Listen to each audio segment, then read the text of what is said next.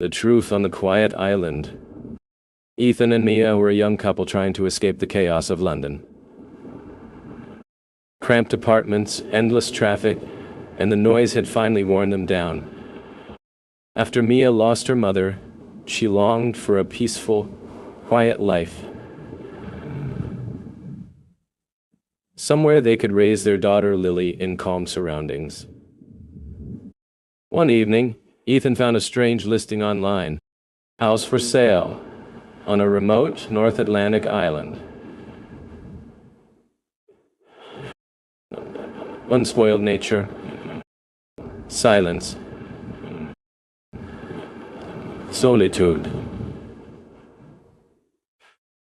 Price negotiable. Serious inquiries only. The photos were stunning. Turquoise seas, misty cliffs, a cottage on a hill. The price? Unbelievably low. Within a month, they packed their lives into suitcases, sold what they could, and moved. The island had no airport. They took a ferry, then a fishing boat. The house was old, but solid. No roads. No cars. Just birds, wind, and the ocean. The first few weeks were magical. Ethan spent his days fixing the roof, chopping wood, and fishing. Mia stayed home with Lily. But Mia began hearing strange sounds at night. Low hums, almost like machines. Lily pointed to the corners of rooms, whispering things like, "The man is watching."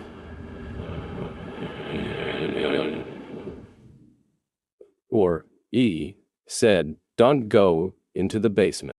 Mia cocked it up to stress, or Lily's imagination, until the day she found an old journal hidden behind a loose floorboard in the attic. Signed, Dr. N. Volkov. Ethan laughed it off. Someone's creepy old science fiction story.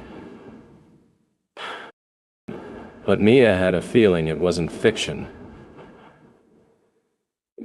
Something about the island didn't feel right anymore. Mia started finding more. Sketches, maps, old files. They all pointed to the same name. Volkov.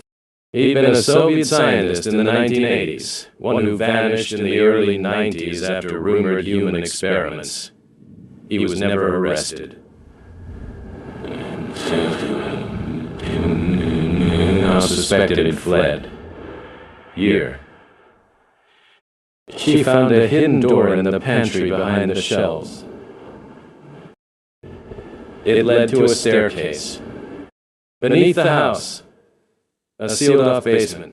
Inside were broken lab equipment, rusted cabinets, shattered jars, and the smell, like old chemicals and mold. A small tape recorder lay on the table. What? She pressed play. They think I'm insane, but I see what others don't. This island is ideal. Quiet. Isolated. Here I can create life. From the beginning. Mia started finding more. Sketches, maps, old files. They all pointed to the same name. Volkov. He'd been a Soviet scientist in the 1980s. One who vanished in the early 90s after rumored human experiments. He was never arrested. Some believe died. Mia now suspected he'd fled. Here. She found a hidden door in the pantry behind the shelves. It led to a staircase. Beneath the house, a sealed-off basement. Inside were broken lab equipment, rusted cabinets, shattered jars. And the smell. Later that day, they visited the abandoned local library. Hidden in the back, Mia found a photo, black and white, grainy. 5 people stood in front of a building. One of them wore a white lab coat. The building in the background? Their house. Date on the back. October 1994. Volkov Project. Phase 3. Scrawled in faded ink. The island remembers, but it never forgives. Lily developed a fever. Her eyes glowed faintly in the dark.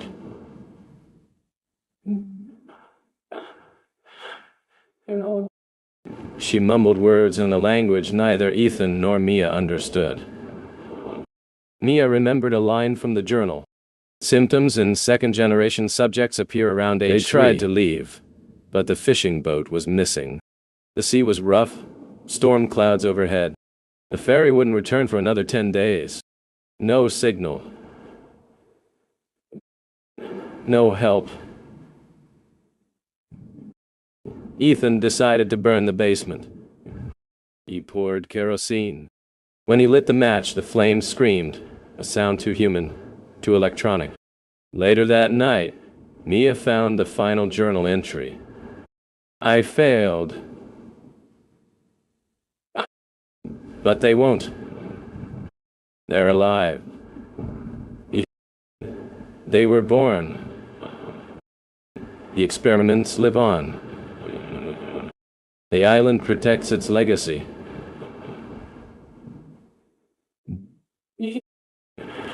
10 days later, when the ferry arrived, they boarded without a word.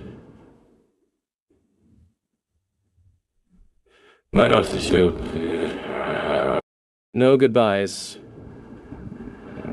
No explanation. They carried only one thing. A journal. Charred but readable. Proof, if anyone ever doubted what they'd seen. Back in the city, doctors found nothing wrong with Lily. Perfectly healthy. No signs of trauma or mutation.